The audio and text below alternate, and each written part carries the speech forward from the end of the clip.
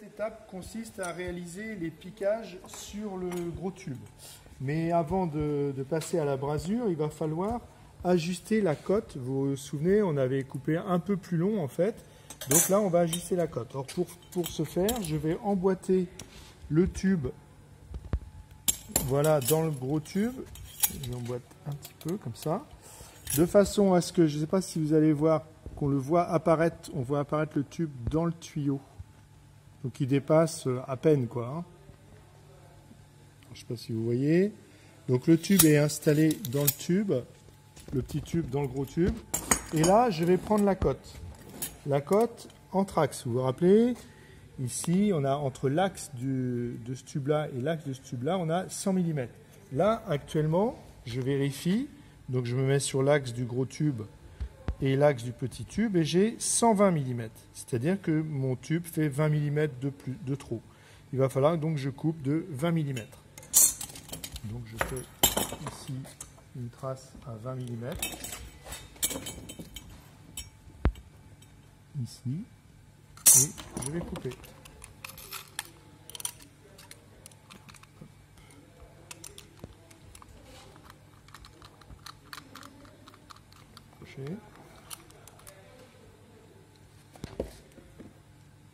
Vous voyez là, je suis sur le... Voilà. Et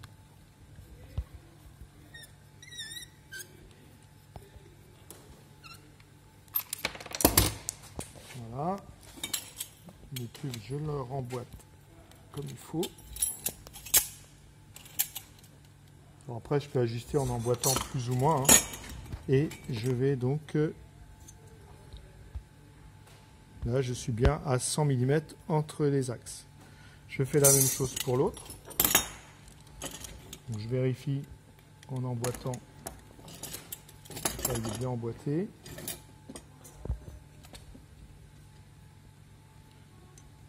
Pareil, 120 mm. Donc, je vais retirer 20 mm.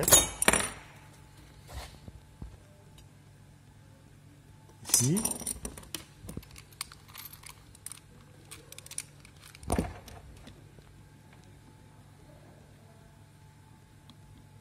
Voilà.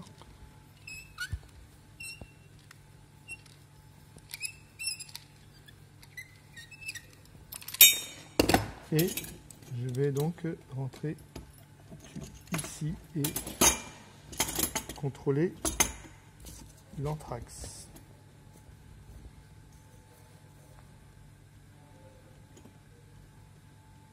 Je suis bien à 100 mm. Donc je vais pouvoir maintenant passer à la brasure de ces deux tubes. Donc je vais bien les ajuster quand même. Ils sont à peu près dans l'axe.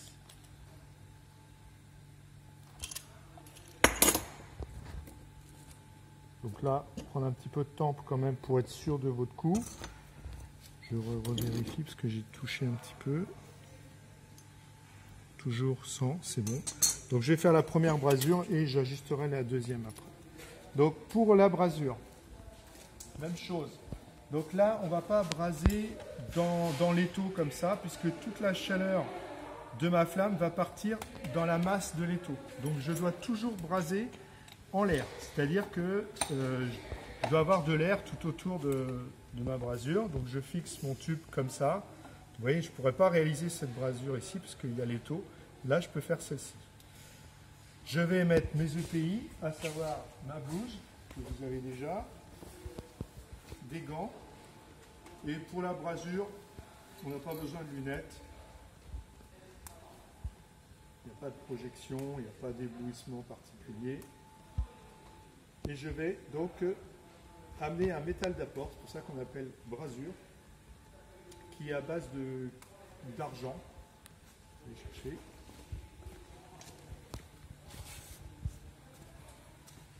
Et je vais vous montrer comment on va braser.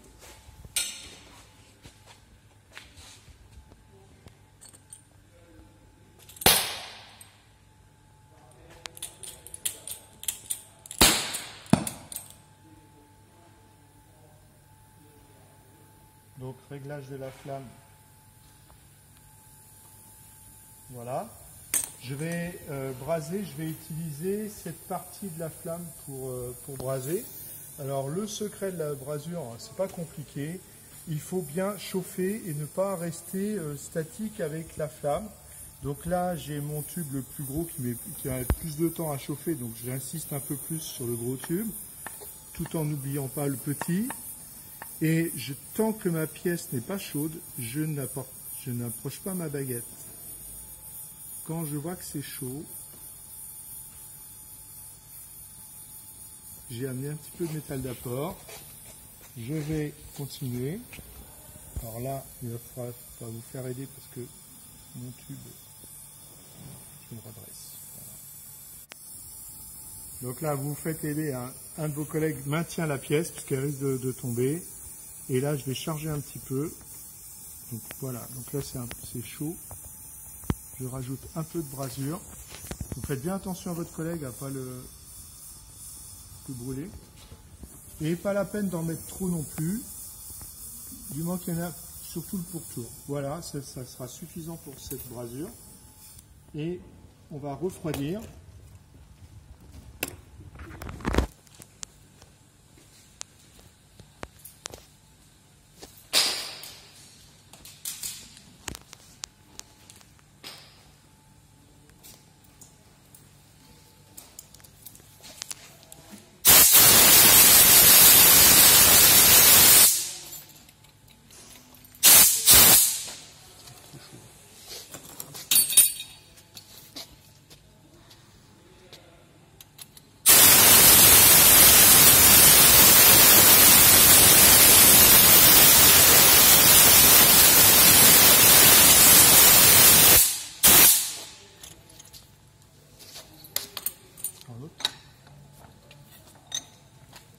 Ça tourne.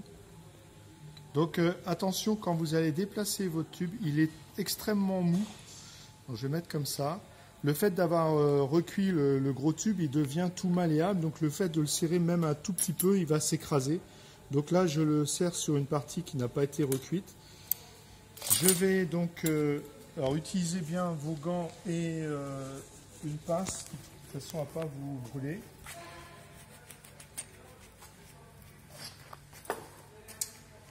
On va essayer de le régler comme ça. Alors, déjà je regarde si j'ai bien rentré. Je vais chercher mon mètre.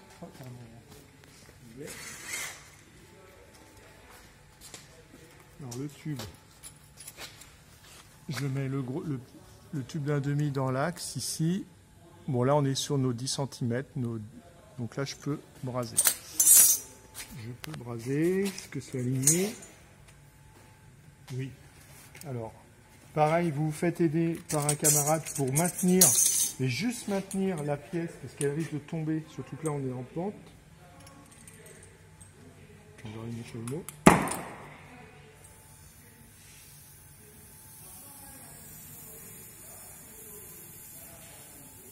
Voilà. Et même opération. Donc pareil, je chauffe donc là, en insistant un peu plus sur le gros tube puisqu'il a besoin de plus de chaleur, tout en n'oubliant pas le petit. Quand j'estime que c'est chaud, alors je vois tout de suite, ma baguette fond tout de suite. Si elle ne fond pas, vous la retirez et vous continuez à chauffer. Vous voyez, j'en pose vraiment très très peu.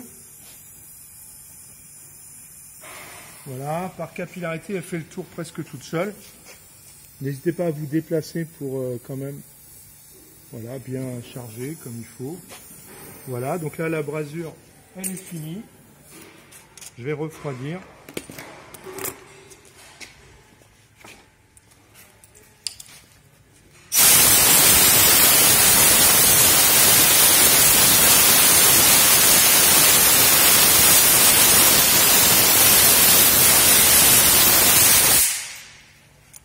Méfiez-vous quand même après refroidissement, portez vos gants. Et donc maintenant, il restera la brasure des extrémités. Donc voilà, notre pièce commence à prendre forme. Nous allons réaliser la brasure des obturateurs, hein, des 2 rondelles que vous avez intégrées. Hein. Donc nous allons les braser au gros tube, en 1 pouce, 1/8. Pour ce faire, ce n'est pas toujours évident, il va falloir utiliser l'étau pour positionner votre cuivre dans l'étau. Malheureusement, vous n'aurez pas le choix que de poser cette partie à braser directement sur l'étau. Donc il y a de fortes chances que quand vous allez chauffer, ça va être un peu plus long parce que toute la chaleur va se diffuser dans la masse de ferraille, la masse de fer. Donc voilà, donc je vais d'abord allumer mon chalumeau.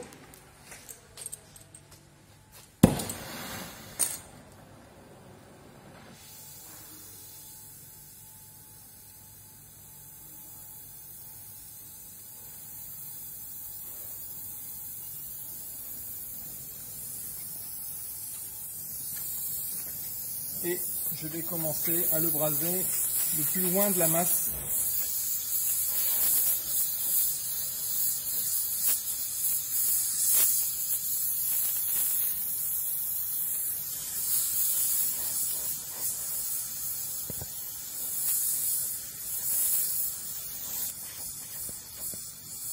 Donc on attend que ce soit bien chaud avant de mettre la brasure, sinon ça va coller.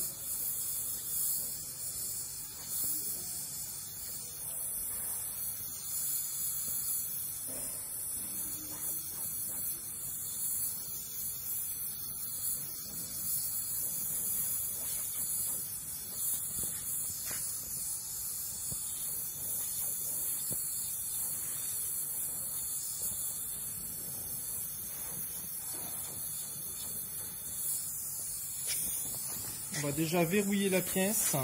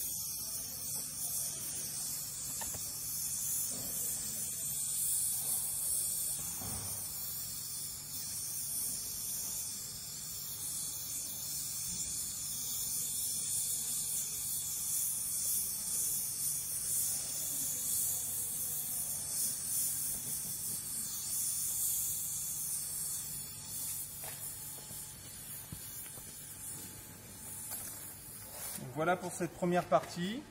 On va refroidir et on va faire l'inverse. On va repositionner, on va le retourner pour souder la deuxième opercule.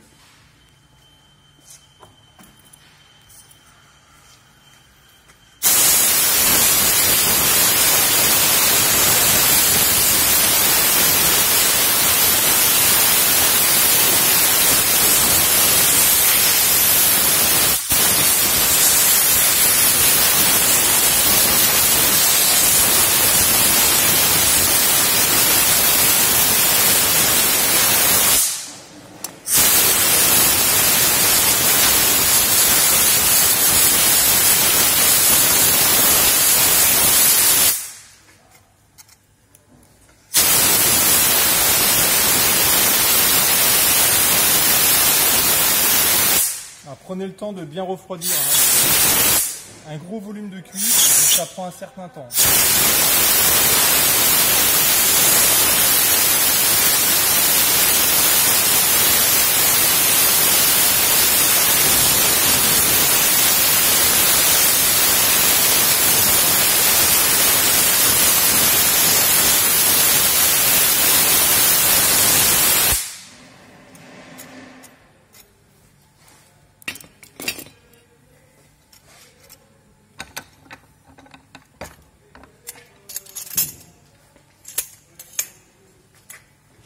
Et on refait la même chose de l'autre côté.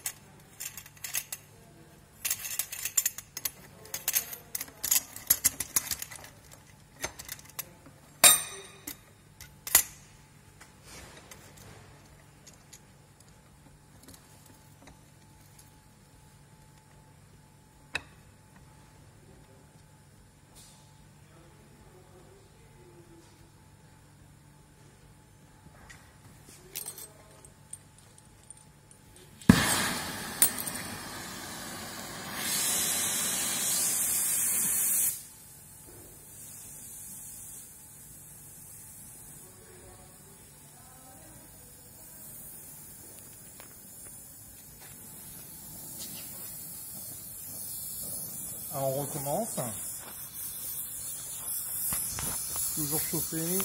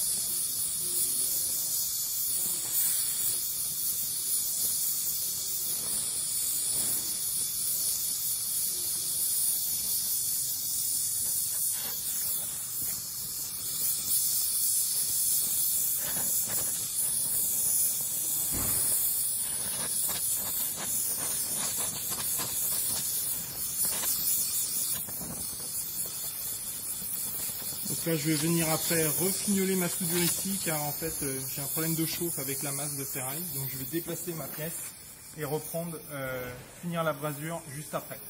Donc voilà pour la brasure des obturateurs.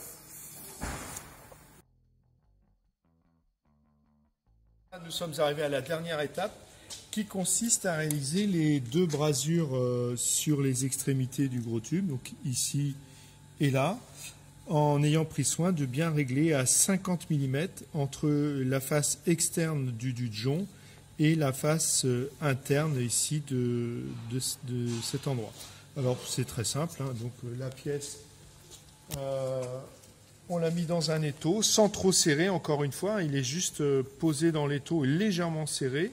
Et là, je vais donc mesurer 50 mm, je mets mon réglet en appui ici, et j'amène mon tube ici face aux 50 mm. Normalement, si tout va bien, je devrais avoir donc 50 mm ici, et c'est le cas. Donc là, ma pièce est bien positionnée pour braser. Alors, je vais retirer les écrous au maximum pour avoir de la place, ici et là. Et maintenant, j'ai la place qu'il faut pour braser. Alors.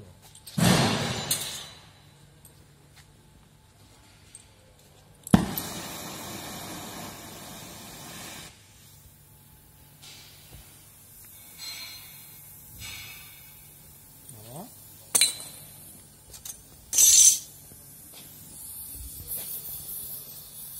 Alors, comme d'habitude, donc on chauffe bien en insistant sur les masses les plus importantes.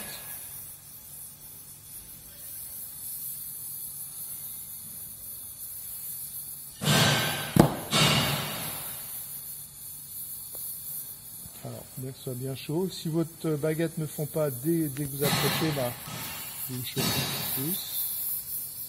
Voilà. Parti.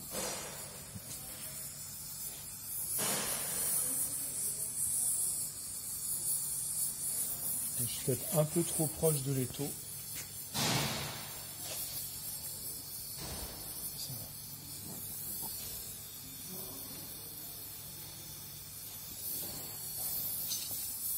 N'hésitez pas à vous déplacer, à vous mettre bien en position pour bien voir ce que vous faites. Un petit peu de charge ici. Voilà, je vais passer ici.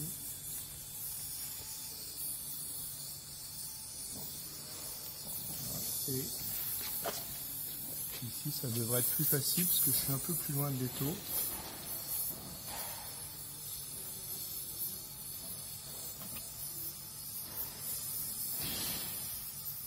Vous voyez, là, j'étais trop tôt, la brasure ne s'est pas... Voilà, là c'est chaud.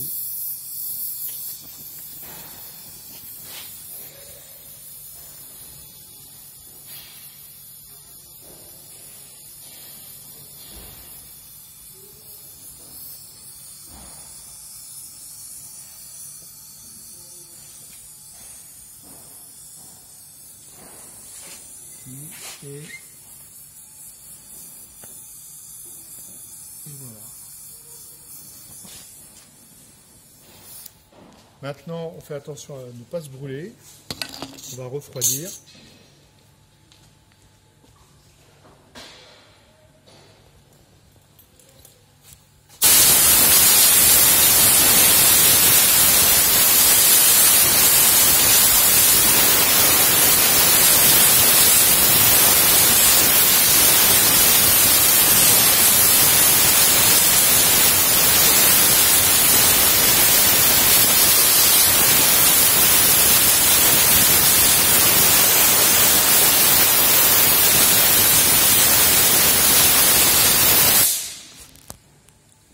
Alors, je vais allumer dedans.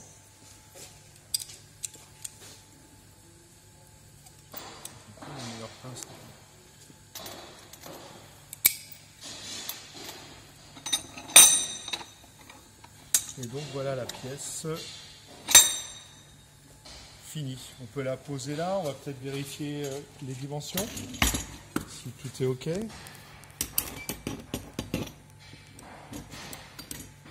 Voilà, donc pour une dernière étape, enfin, c'est plus une étape, hein, c'est donc une vérification. Donc on a dit 100 mm entre les axes, nous les avons. Vous voyez bien que le 100 mm est bien, là je suis dans l'axe du premier tube, je suis bien dans l'axe du second. Je vais faire la deuxième vérification, 100 mm, c'est OK. Nous avons 75 mm ici entre le dudgeon et, alors je vais faire comme ça, entre l'axe, donc vous voyez l'axe ici 75 et l'extrémité 75, c'est OK. Ici, même chose, c'est OK. Si on fait le calcul, 75 et 75, ça fait 150 entre les deux axes, c'est bon. Bon, là, j'ai un petit peu, là, il y a un petit dérapage. 152, là. Bon, on est à 2 mm. Qu'est-ce que je peux vérifier encore? Les 50 mm, on les avait tout à l'heure. Donc là, entre là, ici, 50, c'est bon. Ici, c'est bon aussi. Donc, je crois que toutes les codes sont vérifiées. Et on doit avoir 300 mm, mais on n'a plus le... entre là et là, mais ça avait été déjà vérifié avant. Voilà pour la réalisation de cette pièce de cuivre qui est un échangeur de chaleur qu'on pourra insérer dans une installation frigorifique.